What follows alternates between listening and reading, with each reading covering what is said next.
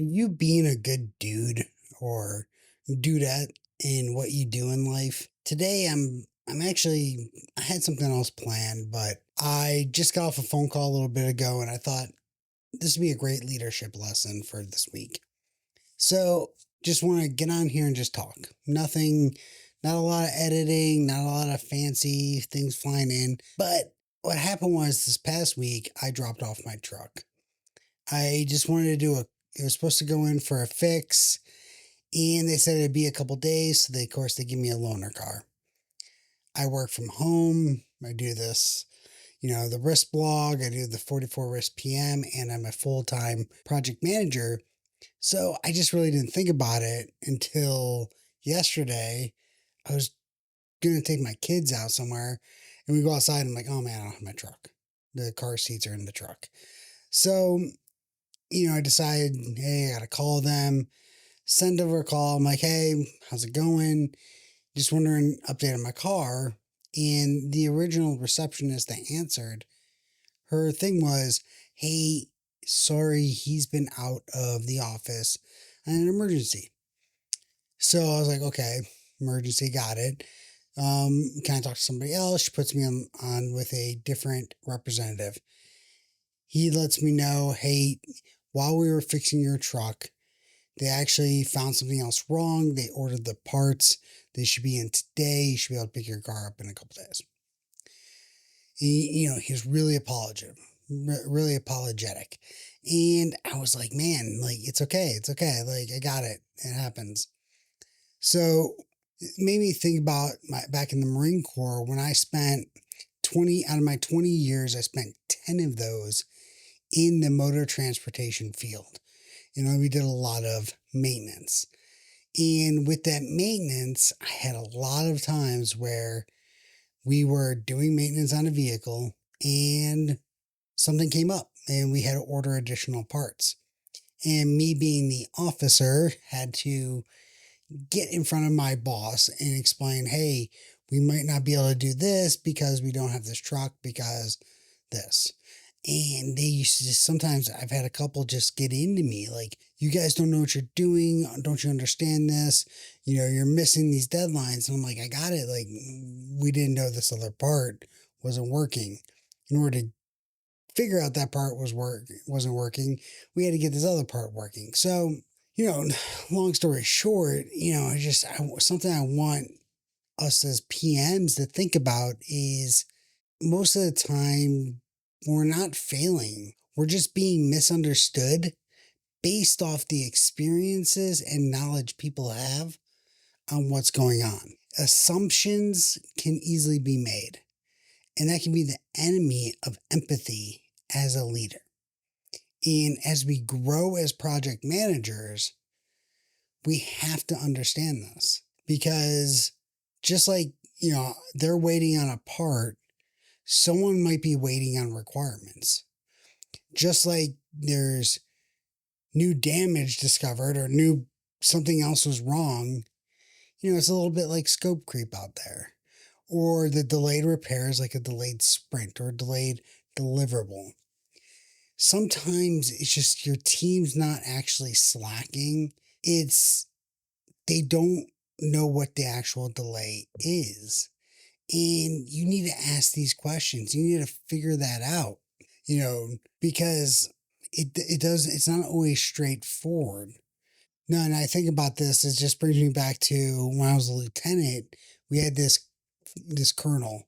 So they're going through this whole leadership aspect in the Marine Corps at the time. And so the colonel was just having a talk with the lieutenants.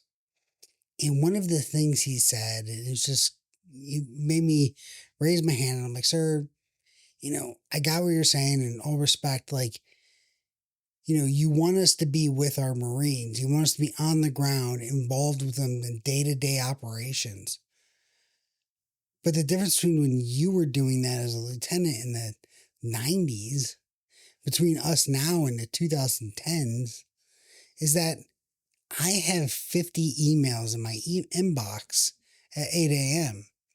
My boss, the majors, the lieutenant colonels, they are not accepting that I'm not answering their emails because I'm doing something else in the motor pool, or I'm out, just running the shop with the Marines. Like they're not going to be down with that.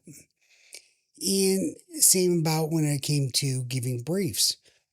They just all they had to do was walk in with their notebook and be like, "Hey, sir, we are doing X, Y, or Z today." Whereas us, I have 3 PowerPoint slides that I have to submit on Monday for the brief on Thursday, but I also have to make sure that they're as accurate as possible because I have to put the maintenance of all the trucks that are down, and all this stuff. There's a lot of more process into it that takes away my ability to be with the Marines on the ground. So, and he actually was like, yeah, thinking about it, that's right. Like, so again, it goes on this whole empathetic thinking. We'd like to approach things the way they were when we were there. And we forget about leadership, or as leaders, we forget about the fact that times develop, technology changes, problems become different. And it's not weak. It's not bad to ask questions and realize what is going wrong. So when someone slips, don't just jump and think that they're being lazy. They don't know what they're doing. Ask them, "Hey, what is the problem right now? What are you going through that is making this an issue?" Because it's going to help you at the end of the day get in their mindset, because the reports that you did at their level 10 years ago, especially today, are different. They might be streamlined, but there might be a new dynamic that you don't understand that they have to go through. Because what used to be hey, you fill this out, you submit it to this person, now you have to go and fill out a questionnaire online.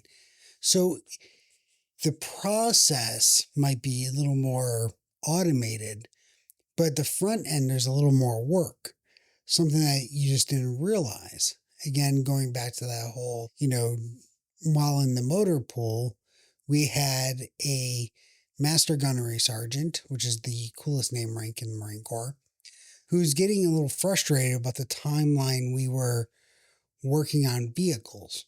So what I did is I had a good conversation with him one day, and I was like, "Look, back in your day, you had 5 tons.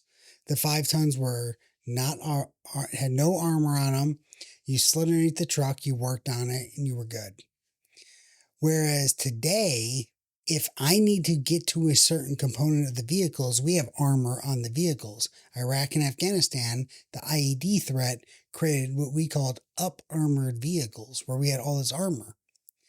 And, just from wear and tear, day-to-day ops, sometimes that armor would kind of, you hit some bumps, it does this, it gets a little, off kilter there, a little bent.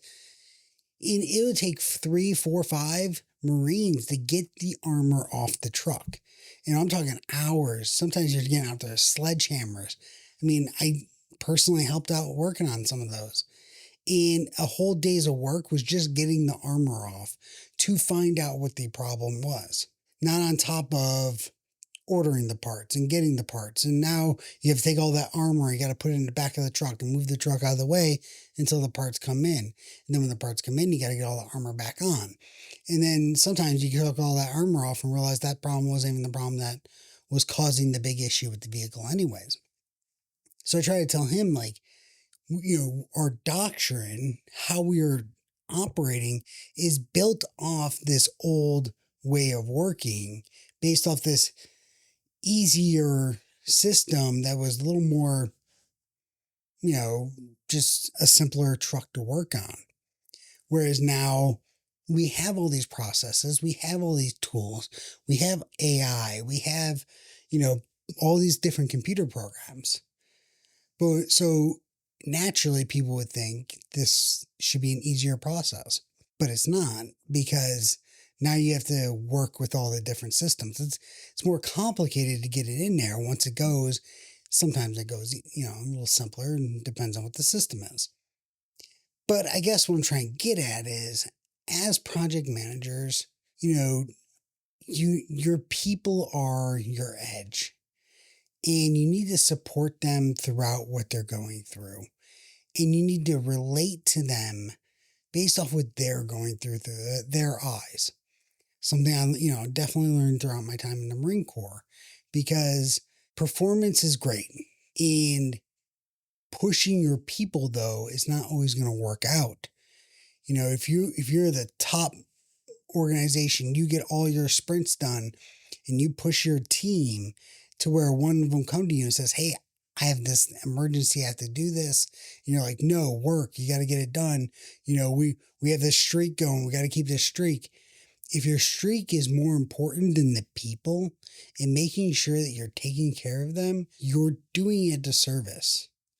You need to make sure that you get that individual where they have to go, because you want to keep their mind in the game. And if you don't, then you're putting your future sprints, you're putting your future work at risk. And the rest of the team's going to know you're more worried about the work than you are about them. Whereas you take care of the people, they in turn are going to help take care of you. And if you use this to help build your leadership, show that you are empathetic to the person, not just the process. And in turn, you're going to get better results. Don't freak out. When I was on the call with that representative this morning, that's what made me think about all of this. Is he, like you say, he's very apologetic. He was just like, "I'm sorry," and I'm like, "It's fine." It's like he wanted me to get upset, but I related back to what I knew of, like, hey, this stuff happens. Vehicles break after you fix them. It just, like, I got it. And, we as people, as project managers, need to remember that. Remember where you struggled when you were young, when you were still learning, and then use that whenever you're now in a senior position and you have the ability to influence. Talk to them. Throw your experiences out there, but also listen to what they have to say. You might learn something new. They might learn something, new. But together, you'll develop a better process on how to get the work done. Because as one of my Marines used to tell me, he wants to be known for being good at his job, but also being a good dude. And that's what I challenge you all.